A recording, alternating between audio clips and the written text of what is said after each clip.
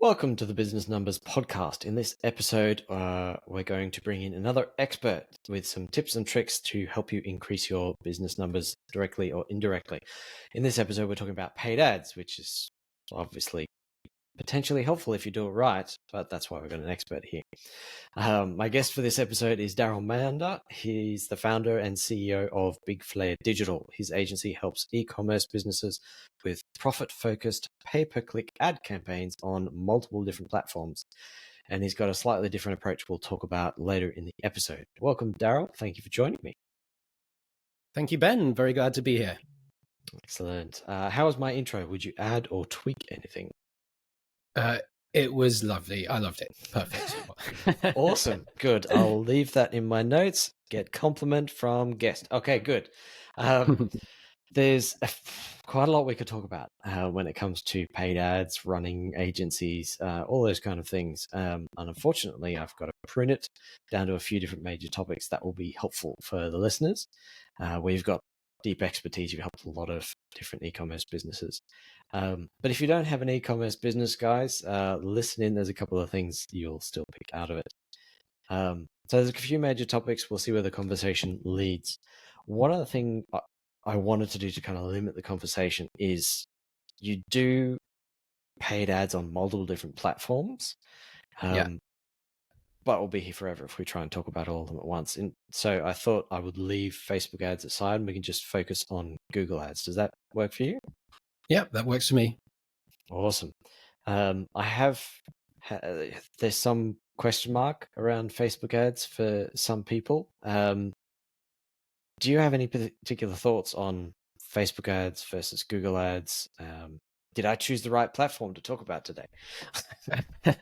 I think you did, yeah, because we work with a lot of e-commerce businesses, and we have done for years, and that's allowed me to see some trends across multiple industries within e-commerce that if you're sort of heads down focused on your own e-commerce business, you might not be seeing as much of. And one of the trends that I've been seeing this year is that it really seems that 2023 is the year where stuff got real again, like post-COVID.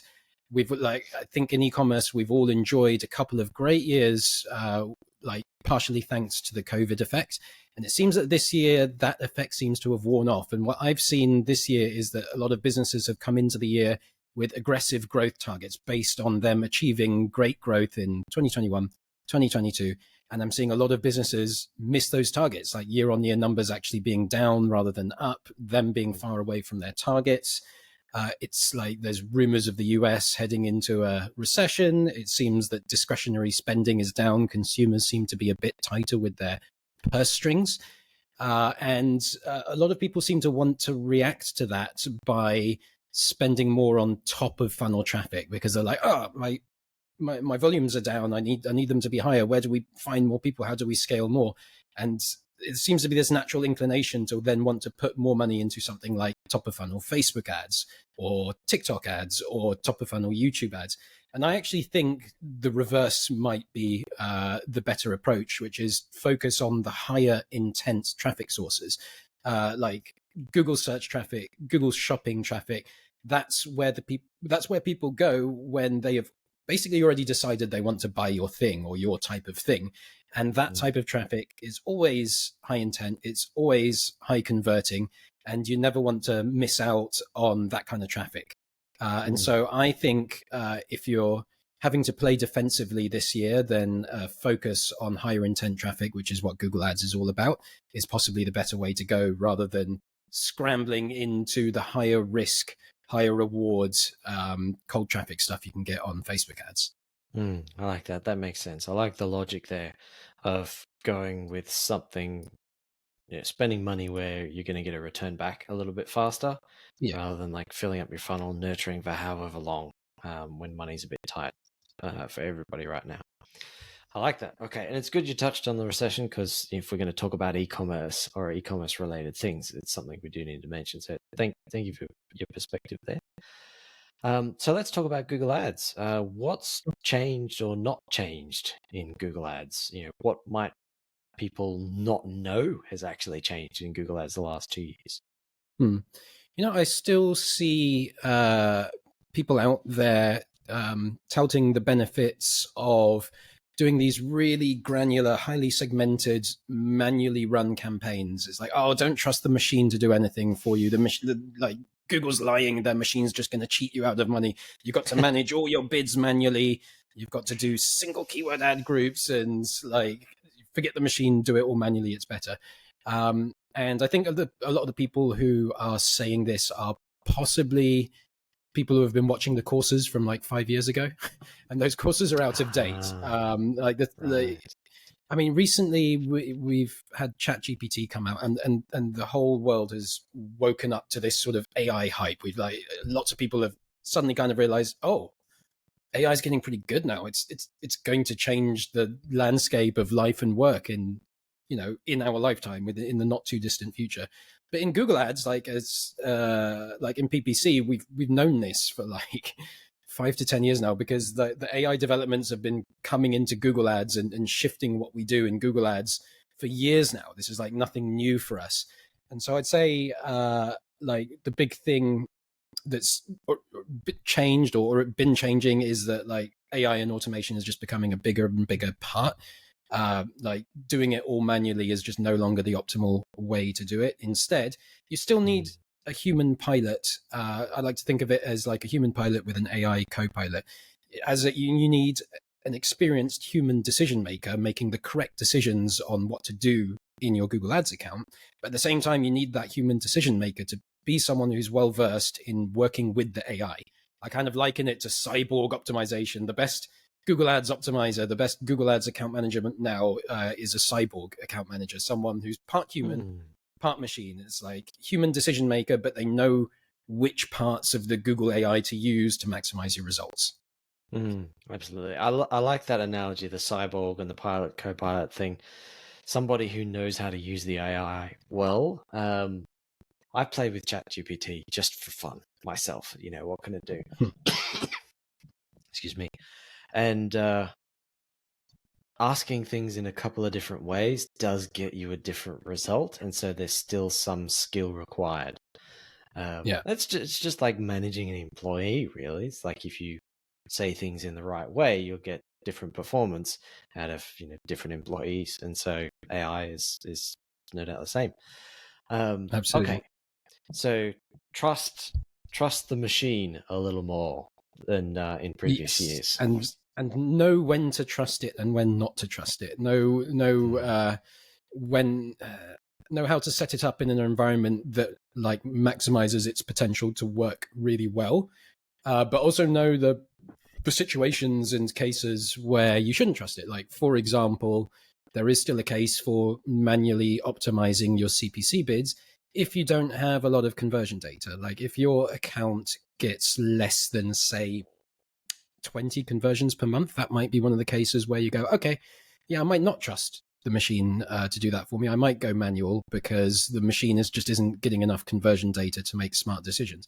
But if you have an account that gets 1,000 conversions per month and you're confident that conversion data is accurate, I can't imagine very many scenarios where a human bid optimizer is going to outperform the machine doing automated bids based on that volume of data.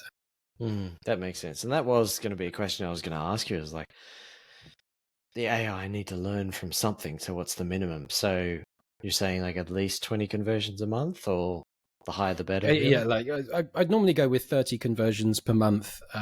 20 to 30 conversions per month in the account is the sort of starting point to start to get the automated bid optimization to work. So less than that, you might want to consider manual. I still see automated bidding sometimes work at less than that, but it's a bit 50-50 whether that will happen or not. Okay, interesting. So we were talking a bit before we started recording about Performance Max as it relates to AI. For those people who might not know what that is, can you just give us a quick intro? Sure. Performance Max is the new AI piloted automated campaign type from Google. It's a simple setup where you go through a campaign setup process. You give Google a ton of information. You give it like images, videos, you give it some ideas about targeting, you give it your data feed, your product feed if you're an e-commerce advertiser. and then you give it your goals. So you set it up, hopefully with the right creative assets and goals, and then you just kind of let it go out there and put ads across all of Google. It automatically, I want to say splatters. Makes it sound bad. It automatically splatters your ads across all of Google's inventory, like search engine results, shopping results, YouTube, Gmail, display network, and it tests the whole lot and tests all your creative assets that you give it, and tries to meet whatever goal, like budget or return on ad spend goal that you gave it. It's like a highly automated campaign type, very easy to set up. It can, when it works, it can get you a lot of volume because it has access to everything within Google. So it can be quite time saving as well. You don't need to set up a shopping campaign, a search campaign, a YouTube campaign. It just does all of that in one. And it's kind of like, if anyone listening is familiar with smart shopping, it's kind of the next evolution of smart shopping. Smart shopping ads from Google is now deprecated, and all of that has moved into Performance Max. And Performance Max, for those familiar with smart shopping, is essentially smart shopping, but adding on additional inventory from things like Google search, which wasn't in there before. Okay. So well, you mentioned before, like a certain number of conversions is required for the machine to learn. Does that mean there's a minimum budget that people should be thinking about as well? Yeah, I mean, it depends on yes, but it depends on your particular business and how your AOV, how expensive your products are. So like if your AOV is like $1,000, if you have a really high ticket item, and your AOV is $1,000, and you're maybe looking to get like a CPA of say $300, then like the 3K budget is only going to get you like 10 conversions per month, and that's if it's working, right? Whereas if your product costs $10, that same 3K budget goes a lot further, can potentially get you a lot more conversions. So yeah, they generally do want to think about minimum budgets and know whether it's worth it trying it out or not. But it's very, very tied to your product price, sort of like around about $50 or less. A few grand is more than enough to test, but that same few grand, if you've got a product that's more, if you've got a product that's more than a couple $100 in AOV, then that few grand is not going to go very far. You can do it, you can test it, but the testing is going to be a lot slower because by its very nature, the conversions are going to come through much slower. Okay. That's an interesting point. And so you said like below a certain amount of conversions, like you're going to have a human involved a lot more than if you've got enough conversions coming through. Correct. Yeah. Okay. So what do they, with Performance Max, but I guess broader, trusting the machine a bit more, like what do humans need to do? Like there's probably a shift in how they need to think about what they're going to do with their ads now that the machine's a bit better. So like for those people who are still, taking those 5-year-old courses, or course communities that are just repeating the same thing over and over again, there's a different way that they should think about what they do with their ads. Yeah. Do you have any thoughts on that? Yeah. I think nowadays it's, especially with advancements like Performance Max, managing ad campaigns is much less about sort of doing the monkey work of calculating bids and updating like thousands of bids across thousands of different keywords.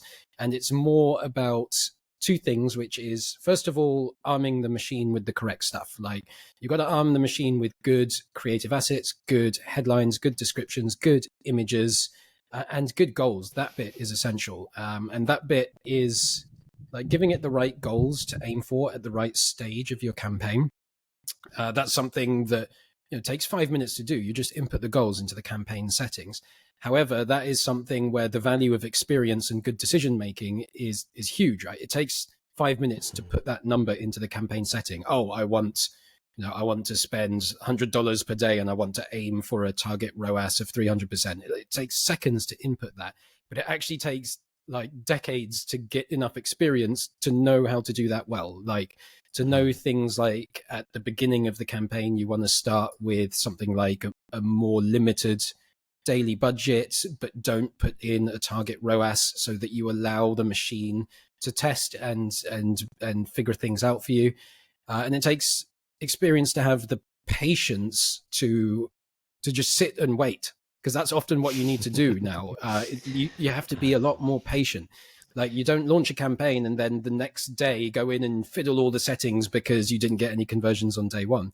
The way the machine is optimizing your campaigns now, it's doing it on a 30-day time frame, right? So whatever your performance target you put in there, it's going to try and meet that over a 30-day time frame, and it's looking at 30-day averages. And if the first week it spends too much money and doesn't get enough conversions, you don't need to suddenly panic and change things. The machine is seeing that data for you and it's making the adjustments for you. And next week, things are going to get better. The machine's already going to see, oh, I spent a bit too much money, didn't meet the ROAS target. Okay, next week, I'm going to lower the bids a bit, see what happens. And it's going to try and bring in your results over a 30-day time period. So nowadays, it's much more about knowing when to be patient, knowing how to arm the machine with the right tools it needs to hit your results, and then knowing what to do with the data afterwards.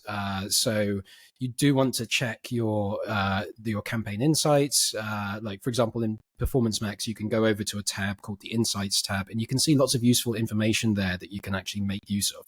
So for example, it will give you a breakdown of the type of people who are converting on your offer. So it might tell you that, people who buy your stuff tend to be, this age, this gender, and they tend to be interested in this, these 10 things. And you can get some really interesting insights there. Like one unexpected insight that we got was a client that we have that sells sleep masks, and through looking through the insights section in Performance Max, we found that there was a massive overlap between people who want to buy a sleep mask and who own Nintendo consoles. And like that's just like not the kind of thing we would have known or figured out on our own, but it's there in the data. Like if you own a Nintendo console, for some reason, you're much more likely to buy a sleep mask than someone else. So you see insights like that, and then you need to translate that. You need to bring those insights back to the beginning part where your creative assets, right? You take those insights and you update your creative accordingly. Like that might indicate us trying a video where there's someone playing a Nintendo and then puts on a sleep mask, and we go down that whole route. Interesting. Okay, so a lot less micromanaging and a lot more strategic decision making. That's an excellent TLDR version of all that waffle that I just said. No, I think it was really, helpful in the details as well, like, because there are some people who need to hear, don't fiddle with the settings on day 2. Be patient. Yeah. So this is a dredging up a horror story for me. My Facebook ads, I tried it many years ago now. It's what, 6 or 7 years ago. Like my first foray into Facebook ads. Okay, this is the turn the tap on, print the money machine. Let's go. Put daily budget $100. Nothing happened. The next day, change everything. Another $100. Nothing happened. Change it again. It was just there was a whole emotional experience there. So yeah, it's helpful to know that you just gotta trust the machine, because it's going to save you from yourself, save you from your lack of knowledge, save you from you wanting to break something that's just starting to work, or that's building momentum. Hey, Ben from the future popping in. I've just finished recording the episode with Daryl. Quick interruption here for you. Those of you who have agencies, stick around, because we talk about some interesting things about changing offers using AI. Actually, useful for all businesses, really. We talk a bit about AI and what that means for business. Anyway, before I let you go back into the episode, I just want to let you know I'm on Twitter. Look for Ben McAdam on Twitter and see my smiling face. And I post a lot of helpful things in there.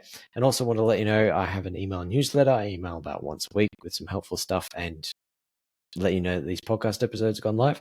So if you don't want to miss one, you want to get some extra goodies and some special things that I keep private and some workshops I'm starting to run every month for free, then go to profitscollective.com and sign up with the newsletter pop-up thingy. Back to the episode. So yeah, that's helpful. Ben of 7 years ago wished he would have an AI co-pilot. Probably would have saved him a couple of $1,000s. I do want to talk a bit more about AI stuff and pivot away from ads. But before we do, was there anything else about what might have changed in the last 2 years with Google Ads, or what's changed or not changed in Google Ads that you wanted to add? Did you have So a we chance to? talked a bit about what has changed, but what I would say hasn't changed is the fundamentals. The fundamentals of Google Ads and PPC advertising haven't really changed much at all. And I break those three fundamentals, the three most important things, into website and product, and then bids and budget, and then targeting. So those are the three most important things to focus on in Google Ads. And number one, and what I always say is number one, is website and product, which is actually nothing to do. It's not directly inside Google Ads. The most important part about Google Ads is outside of Google Ads. It's your website and product. Is your website set up to convert strongly? Is your product something that people actually want to buy? Like, is your offering good? It's like, if you don't have those things, your Google Ads isn't going to work. And I think there's a way to simplify website and product into an easy equation. It's like AOV and conversion rate. It's like, so AOV, how much money are you making from a customer? Conversion rate, like how many clicks out of 100 are you actually converting to that customer? And the winner in Google Ads isn't the advertiser who has the biggest budget. It's not one of these ad platforms where small businesses can moan about, oh, these big businesses came in and just they've got such a bigger budget than me, so I can't compete. We're not really competing on budget in Google Ads because everyone wants to be profitable, even those big businesses, and that means you can only bid as high as you're allowed to while still remaining profitable. And the main determinant of how profitable you're going to be is your AOV multiplied by your CVR, like your conversion rate. Like, how many clicks can you convert? How much money can you make off those clicks? So if your website is decent, if it's competitive with the other websites in terms of conversion rate and AOV on the other websites in the Google search results, then you can win on Google Ads. And then the other two fundamentals are bids and budgets. So we talked about this a bit before, but like, it's essentially the goals that you give Google Ads, like what budget you're going to give it and what bidding target are you going to give it, and setting those two factors correctly, that in a way that aligns with your business goals. That's utterly crucial, and that's something that takes a bit of patience, knowledge, and experience to do. And then the third thing is targeting, like what channels are you going to go into, and what targeting are you going to employ to try and help the machine find the right people for you. And the way I see it, there's, with Performance Max and search and shopping ads on Google, there's two ways that you affect targeting. It's your keyword selection in search and your product titles in shopping. So most e-commerce advertisers will be doing shopping ads, and some of them won't know that the primary way you affect your targeting in shopping and in Performance Max is through your product title. So you've got your data feeds, which is your big feed of all your products that you feed into Google to try and teach it how to find the right customers for you. And the main thing that Google looks at in terms of figuring out who to target is your product titles. And you want to make sure that your product titles are keyword rich, stuffed full of all the keywords that people are actually searching for. And that's what's going to tell Google, okay, here's who I should target and put ads in front of. So the fundamentals haven't changed. And yeah, those fundamentals are website and product, bids and budgets, and then your targeting. So if you're good at those three things, you'll have a great time with Google Ads. Excellent. I love the framework. Very, very simple to remember. And yeah, good point about, and hopefully a hopeful point for people about that it's really the conversion that's important. You can do well even though other people have bigger budgets. That's good news. All right. So we were talking about AI a bit earlier, and I want to uh, pivot to talking about something new that you've come up with. Yeah. Um, what was the problem you were trying to solve? And this is particularly relevant for any other marketing agencies out there. You'll want to follow along this process. Um, yeah, what was the problem you were trying to solve? So I mentioned earlier about this perspective, this view of the market that we have here at Big Flair, working with dozens of e-commerce businesses, and it seems to me that not only are consumer purse strings tightening and things are getting tougher for e-commerce businesses that are targeting consumers and their discretionary spending, but the same is true, it seems, with e-commerce advertisers in general. They are tightening their purse strings, and year on year numbers have not been strong for a number of businesses. And I think a lot of businesses right now are looking for a solution that allows them to get access to sort of premium level experienced Google Ads human management, but without paying the fees of a high end premium agency like my agency Big Flair. So like I've seen this in the market, and I've decided to create a new service and solution to help those kinds of businesses. And we've called it Spark Edge. I've got this whole uh, post and content lined up to tell people about how we created a business in 4 hours using AI, because that's what we did. We sat down and we used a bunch of AI tools to help us throw up a landing page and craft the service around this thing. But essentially, what Spark Edge is what you might call a productized service for Google Ads. You get access to a real human dedicated account manager with minimum 7 years experience.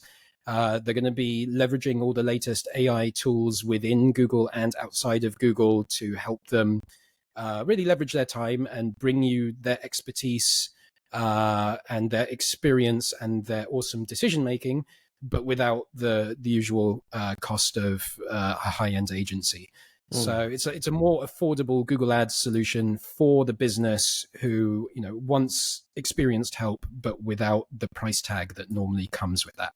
I like that. Okay, so the learnings here for other agencies and other businesses in general is that there's a trend in the market um, that people don't want to pay as much anymore, and then there's also this, productivity tool, the ability to produce with less input, AI, Yeah, and so you're marrying the two together and correct. creating something that definitely fills a gap. So that's something that all the best businesses I've seen have done is like they've seen something in the market and some way to deliver it in a way that fits the budget. So it's like what people want, how much they want to pay for it, when they want it, all those things, like creating a business from that. So even though AI, it's like, oh, AI disrupting, taking all of our jobs, whatever, it's like it's still the same process. Like you were saying, what hasn't changed with Google Ads, like what hasn't changed with business is that there's these um, things happening out there in the marketplace, and you react to them and you create a profitable business from it. It's the same Absolutely, thing. yeah. Yeah, when the internet came out, it was a similar thing. Um, the internet started getting more popular. It's like, well, okay, you can still create massively profitable businesses. In fact, every time a new technological innovation comes out, it seems like you can build a much more valuable company than you could before it came out. So, you know, anyway, that's my little rant. Um, so let's talk a bit before I know we're getting towards time here, but before we wrap up, um, any tips? How does one create a new offer, a new business in 4 hours? Like, what were your, let's say, what were your favorite tools? You don't have to tell me all of it because I'll link to your blog post or whatever in the description. But yeah, what was your favorite part of the experience? So, how does one create a new service and business in 4 hours? Well, it's like the 4 hours thing. Honestly, that's going to be my hype clickbaity headline for the content. Good on It you for took being honest. 4 hours, 4 hours plus 10 years. Like I've been in business, Yes. 10 years. I've gained the experience. I've got a team behind me. So that's like the 10 years previous to that is what allowed me to put this together in 4 hours. Nice. We we used a lot of ChatGPT. So I had a nice long conversation with ChatGPT, and it ended up helping us create the name Spark Edge, and ended up helping us write the landing page as well. So I just kind of went in there and free form wrote out what the service is, who we're targeting, what the price point is, and I didn't have to think too much about structuring the information. You can just give ChatGPT everything and then say, okay, right, what I want to do is create a landing page for this. Can you help me with the copy? And as with everything with generative AI, you don't just accept the first thing that comes back. It should be human led, but AI co-piloted. So it came out with an okay response, and then we started having this back and forth conversation, tweaking it and adjusting it, and fiddling with it until it was really right and good enough to go up on a page. I experimented a bit with some AI image tools as well, played with Midjourney, and it seems great for some users, but not for logo creation, is what I found out. So it seems that with Midjourney, you can't have that conversation with it. You can't go, oh, I like that, but can you move this bit around there and brighten the colors over here? It's like you can only do one prompt at a time, and it seems like you couldn't give it really specific instructions. Like I couldn't say, look, I'm trying to create a logo. I want the word Spark Edge on the right, and then I want some sort of vector image on the left. Create the image for me. And it would just kind of ignore most of the instructions, and it would pick up on the word Spark Edge and just make some random image of explosion or a spark. So I was like, okay, that's not exactly what I wanted. So we went with a logo specific AI tool, the name of which I actually cannot remember off the top of my head now, but it was much better suited to the purpose of making a logo.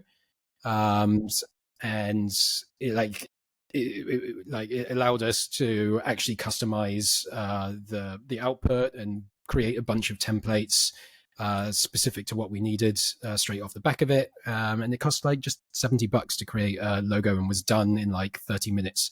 And I remember back in the day when this kind of thing would cost a lot more and take a lot longer, and you have to find a good designer, or put up a project on 99 Designs and wait for lots of bad responses to come in and maybe one good response. And it's just kind of crazy how much quicker this stuff gets nowadays if you know how to use the right tools. Excellent. Yes. All right. I am interested in hearing what tools people have used. I mean, I'm on Twitter now, twitter.com/whatever it is, McAdam Ben, I think, on Twitter, and I've been looking at a lot of things, and I keep seeing these, must know AI tools, or the top AI tools for X. There's so many listicles that keep popping up on my feed, no matter how much I try and tell Twitter I don't care. I'm much more interested in hearing stories of people who actually used it. And Midjourney and DALL-E, I found I was very disappointed in them because I used ChatGPT first. Right. Yeah. It's with me. Yeah, it's a lot further ahead in terms of being able to talk to it. Yeah. So I haven't really played with the image ones much. I mean, maybe I just suck at it. I might play with it another day. Yeah, good to know. Okay, so I will put a link in the show notes to the blog post with the clickbaity title for those like me who are interested in digging into that a bit more. And I'll put a link to Spark Edge as well. I while you were talking about it, I did have a look at the landing page. I'm like, hey, not bad, ChatGPT. Not bad at all, ChatGPT. Thank you. Yeah. And logoai.com, that was the name of the AI logo creator tool that I used. Couldn't remember it, but I just looked it up. Right. Logoai.com. I think they just have logo.ai, but I imagine that domain name is worth quite a lot of money right now. Yeah. All right. I realize we're definitely approaching time that we'd set aside for this. So any final tips for people before we wrap up? Keep calm and carry on. Nice. Things in Google Ads, things in business are changing a lot. But I think we've both touched on this, is how the fundamentals of Google Ads and the fundamentals of business, like you were pointing out, like the idea of being an entrepreneur who just spots a gap in the market and figures out how to create a solution for that. These core fundamental skills haven't actually changed. So keep calm and carry on. The world is changing, but keep to your fundamentals, and I think you'll do all right in business. I like that. I like that. Great way to wrap it up. So, where can people get in touch with you or get more good tips?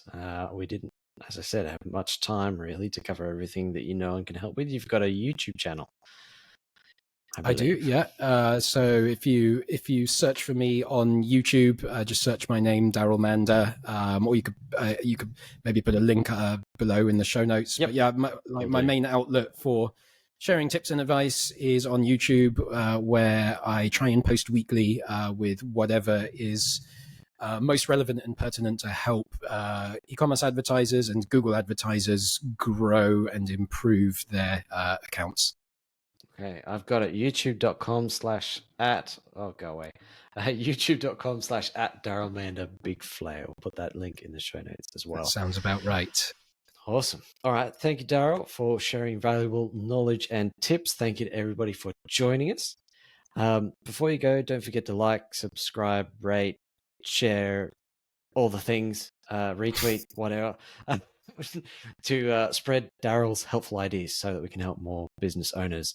And yeah, thank you again, Daryl. Thank you, Ben. It's been an absolute pleasure. Thank you for having me. No worries. And everyone else, I'll see you on the next episode. Bye for now.